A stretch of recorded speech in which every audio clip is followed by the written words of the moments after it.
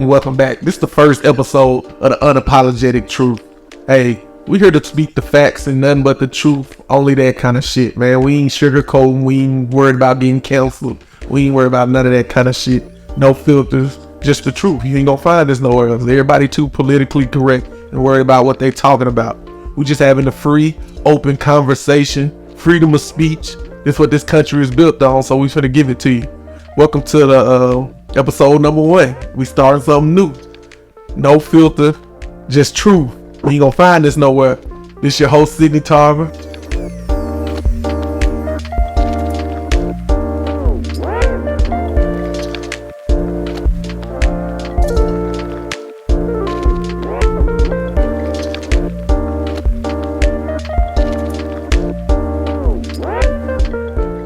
COVID-19 was a scam, Sydney. Was it a scam?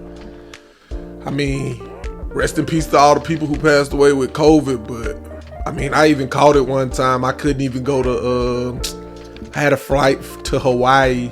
I had to stay in LA because I couldn't go. I had COVID, so I couldn't go to Hawaii and get on the plane.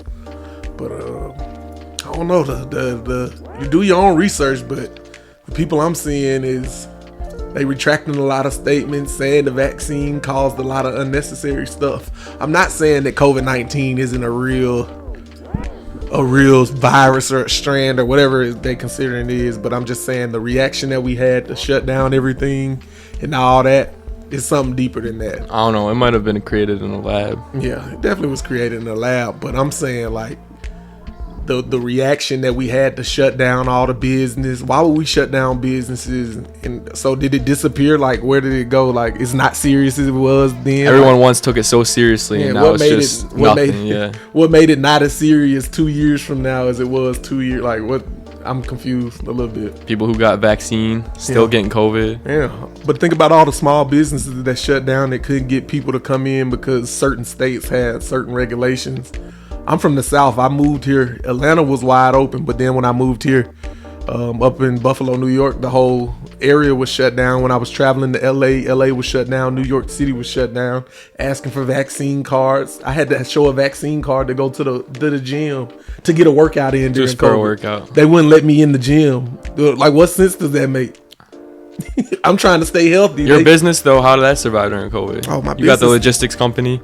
Yeah, business was great. I mean, everybody was at home being scared, and my people was pulling up to deliver them. So, shout out to my drivers, man. They some real heroes in the pandemic. And it's crazy, though, because for COVID-19, there was so much on the news, and I feel like it was so hectic, and no one really knew what was going on. And it brings the question, like, can you even trust the news? I don't trust the news. You trust the news? I'm not watching. I don't even watch the news. I mean, you see, honestly, TikTok is like the only. I know it sounds stupid because like TikTok's like, oh, we're gonna like everything can be fake on there, but like it brings up the realest shit so quickly. Right. Like maybe Yeah. Nah. YouTube is definitely my news. I don't watch CNN, Fox, MNN, none of that, and nothing on. I don't even got cable. So I'm not watching no TV, no propaganda. I got a few news apps to get the big picture, stay in the loop with that kind of stuff. Yeah. But I'm not tuning into the 5 o'clock news, trying to get my local news information that's all syndicated from one big station passed down to all the small ones. Because it's all so political. Like Democrat or Republican, like they both got their own sides they like, and they portray it. So they trying to be the new celebrities. Yeah. These politicians all were fighting for power and trying to be celebrities now. Like, why do we know who these politicians are compared? They want to be like movie stars and NFL athletes.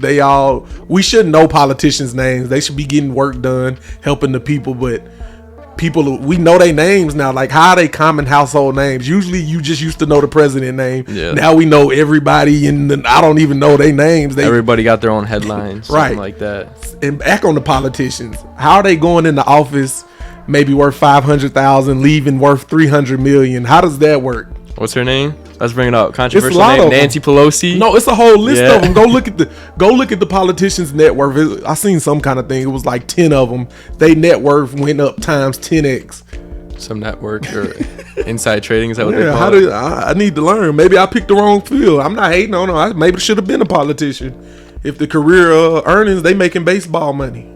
They richer than the baseball players. But at the end of the day, like COVID did affect us because we were inside of our home sitting down. Well, you were working, but the majority of America inside their home sitting down locked up. Like, it doesn't. Does the news really affect you? Nah, nothing Yeah.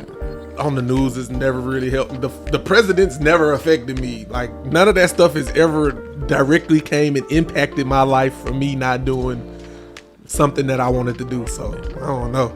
Basically, the only thing is taxes that affect you. Yeah, taxes, but I mean, you got to pay them, so you can't complain about that. Just pay your tax bill. I don't even think about stuff like that. Like, when people are complaining about the cost of gas and the cost of eggs and it's stuff that I have to do every day, so I'm not going to complain about it. I'm just going to either make some more money to pay for it, or I'm like, it's no other option. Why would I complain about something that I still have to do regardless if the price is high or low? It doesn't even make sense. That's real for gas, because the other day, my dad was telling me how I should get a Sam's Club membership, which is like a grocery store here. Yeah. And you get like 40 cents off a gallon. And it costs 50. He was like, only costs $50 to get the membership. You get 40 cents off every time. I was like, what's the point? You got to travel to that gas station to get the gas. You're just gonna buy it every time. Like, you know what I mean? You got to pay it. Just pay it. You should just get like, you is a 40 Tesla cents then. really gonna affect you at the end of the day? Right.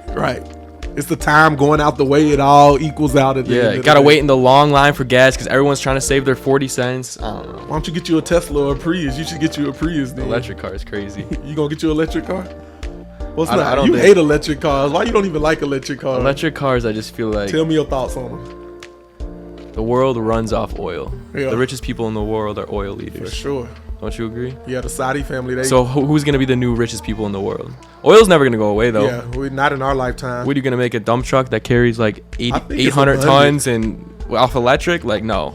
I don't even think oil will run out. I'm not no scientist, but not in my lifetime. Like, oil is not gonna run out. I'm not sure how oil is made or replenished or where it comes from, out the earth or something. I'm assuming. I'm not no scientist, but I'm sure the wells is pretty full still. We still 100%. I mean, we haven't even tapped. I mean, I don't know anything, but we haven't even tapped into our own U.S. oil base that much. Right. We got to reserve ourselves, but we Yeah. don't use it. For sure. But